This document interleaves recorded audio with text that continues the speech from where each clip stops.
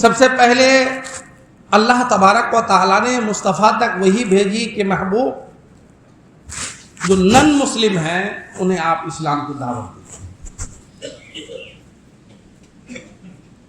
جب انہیں اسلام کی دعوت دے دی گئی،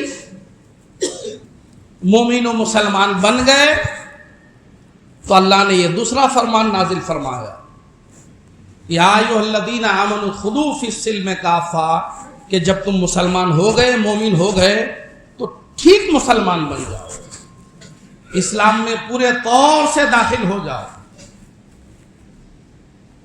پورا مسلمان بن جاؤ. کیونکہ اسلام میں کوئی تقسیم نہیں ہے کہ گھٹنے سے نیچے آپ دوسرا دھرم کو اختیار کر سکتے ہیں، گھٹنا سے پیٹ تک کوئی الگ دھرم رہے، پیٹ سے لے کر سر تک کوئی الگ دھرم رہے. نہیں، ناخن سے لے کر سر کے بال تک اگر مومن ہے تو مومن ہی رہنا ہوگا. آج جو کچھ لبرل مسلمان لبرل بننے کی کوشش کرتے ہیں، ان کے اسلام کی یہی کیفیت ہے.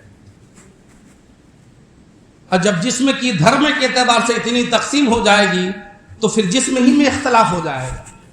گھٹنا کچھ اور کہنا چاہے گا، پیٹ اور کچھ کہنا چاہے گا، سر کچھ اور کہنا چاہے گا.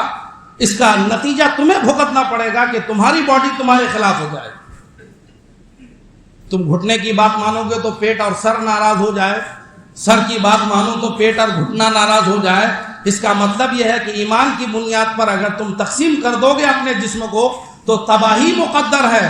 اس لیے یہ تقسیم نہ کرو، بلکہ اللہ نے جو فرمایا جب مومن ہو تو مکمل مومن بن جاؤ، جب مسلمان ہو تو مسلمان مکمل بن جاؤ. ایک بار مجمع میں کچھ صحابہ کرام دوسرے یہود و نصارہ کی کچھ باتیں کرنے لگے. اتفاق سے حضور کا وہاں سے گزر ہوا، حضور کا چہرہ سرخ ہو گیا، لال ہو گیا. صحابہ سمجھ گئے کہ کچھ تو بات ہے.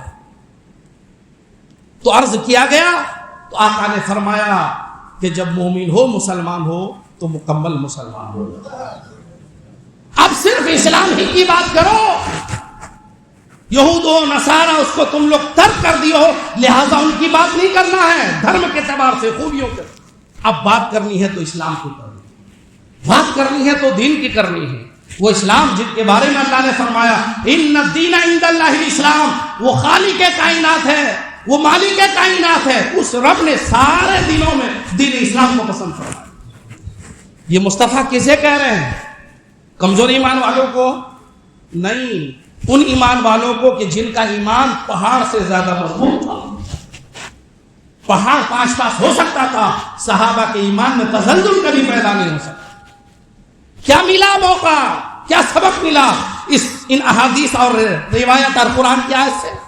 کہ ہمیں بھی سچا مسلمان ہو جانا، سچا مومن بن جانا ہے. زیادہ لبرل اور سیکولر بننے کی کوشش کیجیے گا تو انجام سامنے ہے. انسان اپنے مذہب میں پختہ ہو جائے تو آتنکواد یا دہشت گرد نہیں ہو جاتا ہے. ہر دھرم کے لوگ اپنے دھرم میں مضبوط ہوتے ہیں. اگر سب سے کمزور ہے اپنے دھرم کے معاملے میں کوئی تو یہ مسلمان ہے.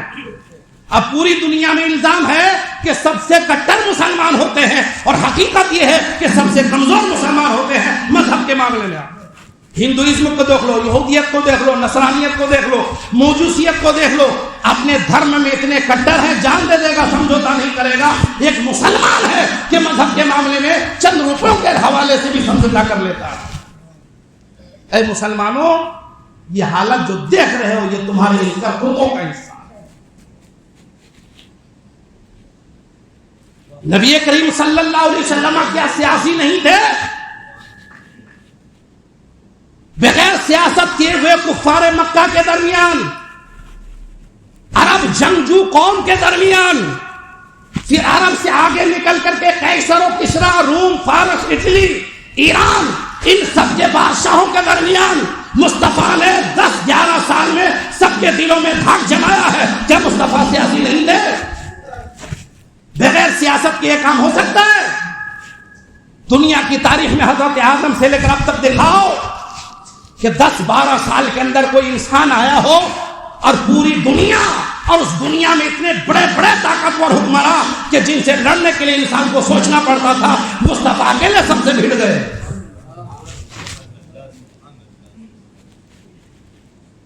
تو سیاست کرنے کے لیے جو صحیح سے، آج کی سیاست کی بات نہیں کر رہا ہوں میں، اسلام نے جو سیاست کا تصور دیا ہے، قرآن نے جو سیاست کا تصور دیا ہے، مصطفیٰ نے جو سیاست کا تصور دیا ہے، وہ کرو گے تو عزت پاؤ گے.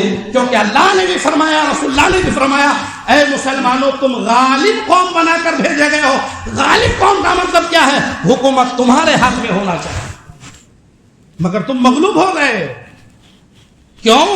کیونکہ تم نے شرعی سیاست کو نہیں اپنایا، قرآنی سیاست کو نہیں اپنایا، مصطفی محمدی سیاست کو نہیں اپنایا.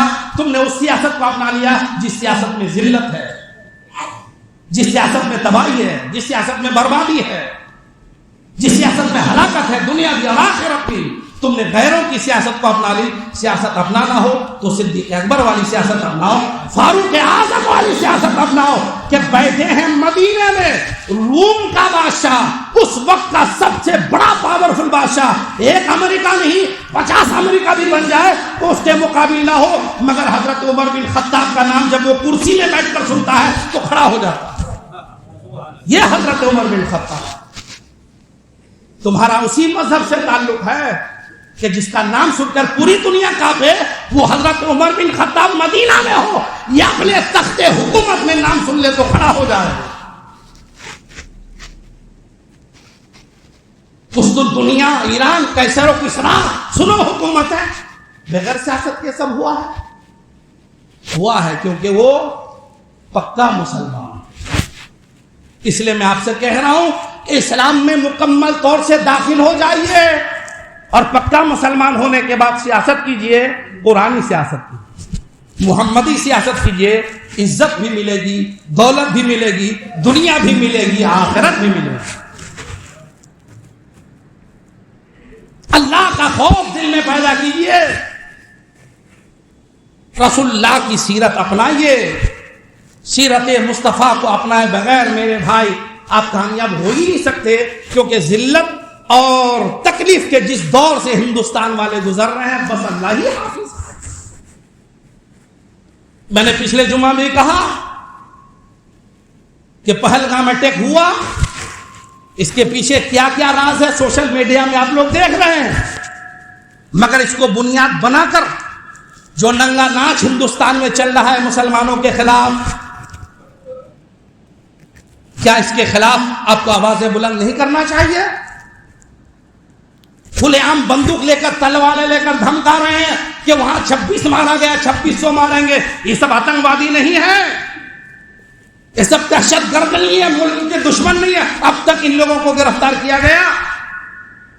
سرفراز نامی شخص آرام سے بیٹھا ہے بچے کے ساتھ، کلہڑی لے کر اچانک آ کر کے حملہ کر دیتا ہے، جان لیوا حملہ. کیوں نہیں اب تک گرفتار کیا گیا؟ کیوں نہیں ٹاٹا پوٹا اور جو دیگر قوانین ہیں دہشت گردی کے ان پر کیوں نہیں لگائے گئے؟ اب تک 22 اپریل کے بعد، اس اٹیک کے بعد درجنوں مسلمان بے موت مارے گئے. یہ سب دہشت گردی نہیں ہے، یہ سب آتنکواد نہیں ہے، سب آتنک ہے. اس لیے مسلمانوں، ہمارے جوانوں، تمہیں بیدار ہونا ہوگا. سوشل میڈیا میں خالی ٹک ٹک کر کے دوسری کی باتوں کو مت سنو، اپنی باتوں کو بھی وہاں پیش کیا کرو کہ آتنک یہ ہے، دہشت گردی یہ ہے، ظلم یہ ہے، فساد یہ ہے، اسلام کے دشمن عناصر یہ ہے، ہندوستان کے دشمن عناصر یہ ہے. نشاندہی کرو، اٹھو. اپنی لڑائی تمہیں خود لڑنا ہوگا. وقت قانون جب سے پاس ہوا ہے اس وقت سے لے کر اب تک کئی سو ہندوستان کے مدارس، مسجدیں، مزارات اتراکھنڈ، یو پی، مدھیہ پردیش اور مہاراشٹر اور آسام کے اندر بلڈوز کر دیا گیا. سینکڑوں مدرسے پہ تالے لگا دیے گئے، مزارات کو توڑ دیا گیا. جبکہ اب تک مکمل فیصلہ نہیں، سپریم کورٹ میں کیس پینڈنگ میں ہے. تب یہ عالم ہے، اگر سپریم کورٹ سے بھی فائنل ہو جائے تب کیا ہوگا؟ یہ اٹیک تو مدعوں سے بھٹکانے کے لیے ذہن تھا. جب دیکھ رہے ہیں کہ تھوڑا مسلمانوں کی طرف سے پریشر بڑھ رہا ہے، کچھ نہ کوئی ایسا کام کر دو کہ لوگ ادھر لگ جائے. اب ہمارا سارا پورا ہندوستان کے سارے لوگ ہمارے مسلم نیتا تک ایک ہی ہے، بس دہشت گردی کی ہم مخالفت کرتے ہیں، پہلگام کا میٹک کی ہم مذمت کرتے ہیں. ضرور کرنا چاہیے، لیکن اس کے ساتھ دوسرے قضیے بھی تو ہیں. یہاں ہم لوگ مذمت کر رہے ہیں، وہاں سپریم کورٹ کے اندر حکومت کی طرف سے 313 پیج سے زیادہ کا معاملہ وقف بل کے خلاف وقف بل کی موافقت میں پیش کر دیا گیا. اس میں ایسی باتیں کر دی گئی کہ سپریم کورٹ کے جج تک کو دھمکا دیا گیا. تو خالی مدعے بہت سارے ہیں، ایک مدعوں کو لے کر کے چلیے گا تو کام نہیں چلے گا. ہمیں اس کی بھی مذمت کرنا ہے. وقف قانون کے خلاف جو بیداری تھی، اس بیداری کو ہمیں قائم بھی رکھنا ہے، ثابت بھی رکھنا ہے. اور نفرت کی حد تو اس وقت ہو گئی جب یہ بنگال، سنا ہے نا آپ نے، مجھ سے پہلے آپ کو خبر ہو گئی ہوگی، ایک لیڈی ڈاکٹر، مشہور لیڈی ڈاکٹر نے ایک مسلم خاتون کی آپریشن سیزر کرنے سے محض اس بنیاد پر انکار کر دیا کہ مسلمان ہے. اندازہ کیجئے کہ اس ڈاکٹرنی کے دل میں مسلمانوں کے خلاف پہلے سے کتنی نفرت تھی. اظہار کا موقع تو آج ملا ہے. اس لیے میں پہلے بھی کہہ رہا ہوں کہ پڑھاؤ نا اپنے بچوں کو. خالی مدرسوں اور مولویوں کے پیچھے آپ پڑے رہتے ہو. بناؤ کالج، بناؤ اسکول، بناؤ یونیورسٹی، بناؤ اپنی بیٹی کو لائر، بناؤ اپنی بیٹی کو ڈاکٹر، بناؤ اپنی بیٹی کو انجینئر، بناؤ اپنی بیٹی کو جج. کون منع کر رہا ہے آپ کو؟ کیجیے، آگے بڑھیے.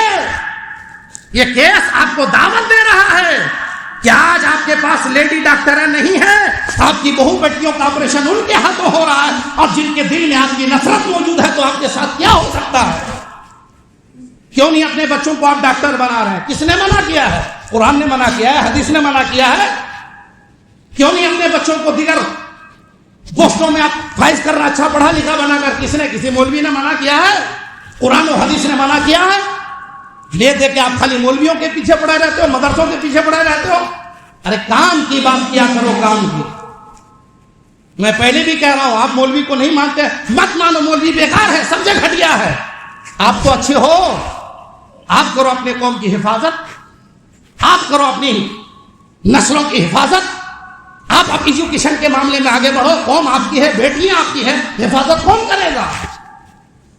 یونیورسٹی کے دروازے کھلے ہیں، اسکول کالج کے دروازے کھلے ہیں. پڑھائیے اپنے بچوں کو، بنائیے اپنے بچوں کو.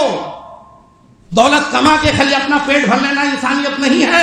انسانیت وہ ہے جو میرے مصطفیٰ نے بتایا کہ مالک جنت ہو کر بھی ضرورت پڑی ہے تو پیٹ میں پتھر باندھنا ہے، اور ضرورت پڑتی ہے تو ہزاروں صحابہ کرام کو ایک تھوڑے سے کھانے میں آقا تھوک ڈال کر کے سب کو کھلا دیتے ہیں، لعاب دہن ڈال کے سب کو کھلا دیتے ہیں. ہمارے سامنے مصطفیٰ کی سیرت آئینہ، مصطفیٰ کی ذات آئینہ ہے. ارے میاں، یہ ڈاکٹر کے معاملے میں، دیگر معاملات میں آج آپ ان کے محتاج ہو. آپ جب صرف اسلام ہی تھا، لوگ کہاں علاج کرتے تھے؟ ڈاکٹر کون ہوتے تھے؟ انجینئر کون ہوتے تھے؟ لائر کون ہوتے تھے؟ جج کون ہوتا تھا؟ اسلامی ممالک میں چلے جائیے، کون ہے؟ تم ہی ہو. جس کے پاس قرآن موجود ہو، اس سے زیادہ فیصلہ کی قوت کس کے پاس ہو سکتی ہے؟ جس کے پاس محمد عربی جیسی شخصیت موجود ہو، جن کو پوری دنیا نے مانا ہے، ان سے بہتر فیصلہ، ان سے بہتر سماج میں بہتری، امن، شانتی لانے والا اور کون ہو سکتا ہے؟ اس لیے مصطفیٰ کی سیرت کو اپنائیں، اسلام میں مکمل طور سے داخل ہو جائیے، مکمل مسلمان بن جائیے. اپنے بچوں کو خوب پڑھائیے لکھائیے. مولوی مت بنائیے، مت بنائیے عالم، مت بنائیے مدرسہ لے جا کے، کیونکہ آپ نے سمجھ رکھا ہے کہ مولوی بنائیں گے تو فقیر بن جائے گا. حالانکہ ایک فقیر یہاں سامنے کھڑا ہے. میں کب گیا ہوں آپ کے سامنے بھیک مانگنے؟ بھائی کس کے سامنے ہم بھیک مانگنے گئے ہیں؟ میرے اتنے مقتدی ہیں، کب میں نے کسی کو کہا کہ آج میرے گھر میں چولہا نہیں جل رہا، ذرا دے دو، مدد کر دو؟ ہاں، مانگا ہے تو دین کے لیے مانگا، اپنے لیے نہیں مانگا ہے. کل حج ٹریننگ کیمپ میں لگایا تھا تاج محل میں، دیکھ لو 60-70 حجاج کرام آئے، الحمدللہ سب دعائیں دے کر گئے. 8-8 10-10 ٹریننگ کیمپ میں وہ لوگ شرکت کر چکے تھے. سب نے کہا کہ حضرت اس ٹریننگ کیمپ میں آنے کے بعد ہمیں لگا کہ واقعی حج کیا ہوگا. کیا یہ دینی کام نہیں ہے؟ کیا یہ اصلاحی کام نہیں ہے؟ حاجی آپ کا ہے، ٹریننگ کوئی اور دے دے گا، تباہی آئے گی کہ نہیں؟ ایک تو آلریڈی پہلے تباہی یہ ہے کہ حج جیسی عبادت حج جیسا معاملہ اس کا وزیر کبھی کرن رجیجو ہے تو کبھی اسمرتی ایرانی ہے، کبھی کچھ ہے کبھی کچھ ہے. یہ بھی ہندوستان کا بڑا المیہ. خالص مسلم پرسن اللہ ہے اور ایک پیچیدہ معاملہ حج کا، اور منسٹر اس کا رجیجو ہے تو اسمرتی ہے تو فلاں ہے. وہ کیا جانے بھائی حج؟ تو کمی ہے نا ہمارے سیاستدانوں کو آگے بڑھنا چاہیے، منسٹری لینا چاہیے. کیوں نہیں لے رہے ہیں؟ ہمارے مسلم M L As M Ps کیا کر رہے ہیں؟ کیوں نہیں وہ منسٹری کا دعویٰ کر رہے ہیں بھائی؟ کیوں نہیں آپ نے سب مل کر آواز اٹھایا کہ جب حج جیسا نازک معاملہ خالص مسلمانوں کا ہے اس کا منسٹر کوئی غیر کیوں ہوگا؟ مگر کسی نے آواز اٹھایا ہے کیا؟ نہیں اٹھایا ہے. نہیں ہے اتنی طاقت ہمارے نیتاؤں کے اندر. یہ طاقت ہے صرف ان کے اندر جس کو آپ نے سب سے کمزور سمجھ رکھا ہے، وہ علماء کی طاقت ہے، وہ اماموں کی طاقت ہے کہ ہر مدعے پہ آواز اٹھاتے رہتے ہیں. اس لیے میرے بھائی، ہر آنے والا دن آپ کے لیے خطرناک. چاروں طرف سے سازشیں رچی جا رہی ہیں، اور خاص کر کے بنگال کے مسلمانوں کے لیے ایک تکلیف اور ہے. یہ بنگلہ دیشی کا حوالہ لے کر بنگال کے مسلمانوں پر بڑا ظلم ہو رہا ہے.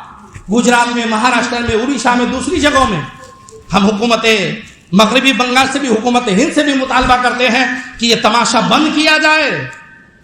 بنگلہ دیشی اگر یہاں آئے ہیں تو وہ ویزا لے کر آئے ہیں، حکومت نے ویزا جاری کیا ہے نا، یہ حکومت کا قصور ہے. بنگال میں جو مسلمان رہتے ہیں، جو یہاں کے سٹیزن شپ ہے، یہاں کے شہری ہیں، انہیں کیوں تکلیف دی جا رہی ہے؟ انہیں کیوں مارا جا رہا ہے؟ انہیں کیوں تشدد کا نشانہ بنایا جا رہا ہے؟ حکومت ہند سے گزارش ہے کہ جلد از جلد اس کے خلاف کوئی نہ کوئی کارروائی کریں. حکومت مغربی بنگال سے گزارش ہے کہ بنگال کے مسلمانوں کی سیفٹی کے لیے کچھ نہ کچھ وہ کریں، ورنہ ہمارے بنگال کے لوگ پورے ہندوستان میں پھیلے ہیں. کوئی بھی آ کے بنگلہ دیشی کہہ کے مار کے چلا جائے گا. کیا ہمیں حق حاصل نہیں ہے؟ ہم ہندوستانی نہیں ہیں؟ ہمارے پاس ووٹر کارڈ نہیں ہے؟ ہمارے پاس یہاں کے آدھار نہیں ہے؟ ہمارے پاس یہاں کی زمینیں نہیں ہے؟ سب کچھ ہے. پھر یہ ڈھونگ نچا کر بنگال کے مسلمانوں کو نشانہ بنانا یہ بہت غلط بات ہے. اسے جلد روکا جائے، ورنہ بنگال کا مسلمان پھر اس معاملے میں سڑکوں میں آ جائے. ہم کہتے ہیں کہ ظالمین کو ظلم کی سزا ملنی چاہیے، جو غلط کرتے ہیں انہیں اپنی غلطی کی سزا ملنی چاہیے، لیکن ان کی جگہ سزا کسی دوسرے کو دی جائے یہ غلط ہے. اس لیے مسلمانوں، اپنے حق کی آواز اٹھاؤ، پختہ مسلمان بن کر، سچا مسلمان بن کر. یہی پیغام اسلام کا ہے، یہی پیغام محمد عربی کا ہے. حق بات بولنے میں کسی کی رعایت نہیں کرنی چاہیے. اگر مصطفیٰ ڈر گئے ہوتے، صحابہ ڈر گئے ہوتے تو آج اسلام آپ تک نہیں پہنچتا. حسین ڈر گئے ہوتے تو آج اسلام آپ تک نہیں پہنچتا. دنیا میں کتنی بڑی طاقت ہے، کتنی بڑی تعداد ہے، یہ نہیں دیکھنا. یہ دیکھو حق یہ ہے تو ہمیں یہ بول کے رہنا ہے، کیونکہ خدا سے بڑی طاقت کسی کے پاس. ہمارا رب وہ پروردگار ہے، ہمارا رب وہ اللہ ہے. اس لیے میرے بھائی، میں اپنے سارے بھائیوں سے، بالخصوص ینگسٹر جو ہمارے ہیں، جوان جو ہمارے ہیں، سوشل میڈیا پہ جو اپنا وقت گزار رہے ہیں، ان سے گزارش کر رہا ہوں، اس سب مدوں کو پکڑو، سوشل میڈیا پہ آؤ، چھوڑو، آپ اپنے حق کی آواز بلند کرو. کیونکہ میاں یہ صرف بندوق کا دور نہیں ہے، تلوار کا دور نہیں ہے، بلکہ سوشل میڈیا کے ذریعے وہ کام کیا جا سکتا ہے جو بندوقوں سے اور تلواروں سے نہیں ہو سکتا. اس لیے سوشل میڈیا کا صحیح یوز کیجیے، مس یوز مت کرو، صحیح یوز. انشاءاللہ اللہ ہمارا حامی ہے، مددگار ہے. میں نے کہا پوری دنیا مخالف ہو جائے کچھ فرق نہیں پڑے گا. ہم سے ہمارا رب راضی رہنا چاہیے، ہم سے ہمارے رسول راضی ہونا چاہیے. اور اللہ و رسول اس وقت راضی ہوں گے جب ہم سچے مسلمان بن کر نمازوں کا پابند ہو جائیں گے، احکام اسلام کا پابند ہوگا. ماں باپ